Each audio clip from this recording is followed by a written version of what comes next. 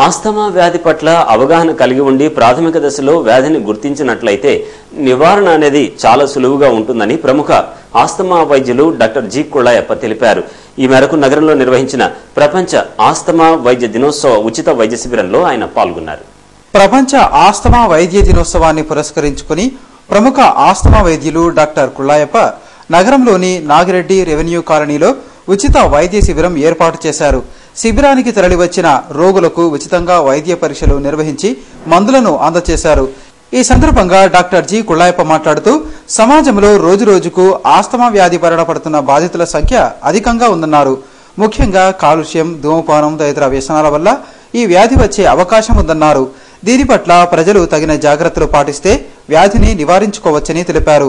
ప్రపంచవ్యాప్తంగా 3,000 లక్షల మందికి ఆస్తమా వ్యాధి ఉంటే దేశంలో 30,000 మందికి ఉన్నట్లు తెలిపారు. వ్యాధిపై సరైన అవగాహన లేక ప్రతి సంవత్సరం 60,000 మంది మృత్యువాత పడుతున్నారన్నారు.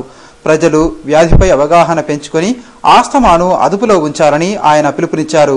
ప్రజలను అప్రమత్తం చేసి తర్వాత చైతన్యవంతులు చేయాలనే ఉద్దేశంతో ఆస్తమా గురించి ప్రతి ఏటా ఈ ప్రపంచ ఆస్తమా దినోత్సవం జరుపుకుంటున్నాం. సో ఈ ఊపిరిపిండే ఉబ్బసం ఈ రకంగా ఆ పేషెంట్స్కి ఎలా ఉంటారంటే అంత నరకయాతన అనుభవిస్తుంటారు. ఆస్తమా వచ్చిన టైంలో ఉబ్బసం పేరు చెప్తేనే ఉలిక్కిపడే పరిస్థితి ఉండేది ఇంతకుముందు. కానీ ఇప్పుడు లేటెస్ట్ ట్రీట్మెంట్ ఇన్హేలర్స్ వచ్చిన వల్ల అంత భయపడాల్సినంత అవసరం లేదు.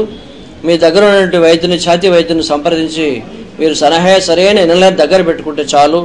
ఎప్పుడు ఆయాసం ఉంటే అప్పుడు పీల్చుకుంటే ఇన్స్టెంట్ కాఫీ లాగా ఇన్స్టెంట్ రిలీఫ్ ఫ్రమ్ ఆస్తమా. మీ ఆయాసాన్ని వెంబడే తగ్గించే ఉపశమనం చేసే లేటెస్ట్ టెక్నాలజీ మందులు వచ్చినాయి ఇన్హేలర్స్ రూపంలో. మీ ఛాతీ వైద్యుని సంప్రదించండి. మీ ఆయాసం కోసం మీరు భయపడాల్సిన పని లేదు. ఆస్తమా విజయానికి ఏమాత్రం అడ్డం కాదు. మీ దైనందిన కార్యక్రమాలకు కూడా ఆస్తమా అవరోధం కాకుండా చేసుకునేకి ఇన్హేలర్స్ మందులు ఉన్నాయి.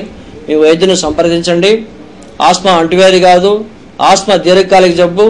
ఆస్తమా ఊపిరితిత్తుల్లోని శ్వాసనాళాలకు సంబంధించిన జబ్బు.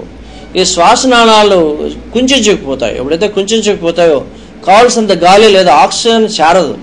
ఎప్పుడైతే ఆక్సిజన్ కావాల్సిన గాలి చేరదో ఎప్పుడైతే ఉక్కిరి బిక్కిరి అయిపోతుంటాడు పేషెంట్ లక్షణాలు ఎలా ఉంటాయంటే విపరీతంగా దగ్గటం, రొప్పటం, ఆయాసపడటం, పిల్లికూతులు, గురుగురు శబ్దాలు పక్కన వాళ్ళకు కూడా ఓసారి వినపడతాయి. ఛాతీ బిగుసుకోవటం, ఛాతీ నొప్పి, సో కళ్ళెపడట, దగ్గటం. సో ఈ రకంగా ఆ పేషెంట్ మాట్లాడలేని స్థితిలోకి వెళ్ళిపోతుంటాడు ఆస్తమా పేషెంట్స్.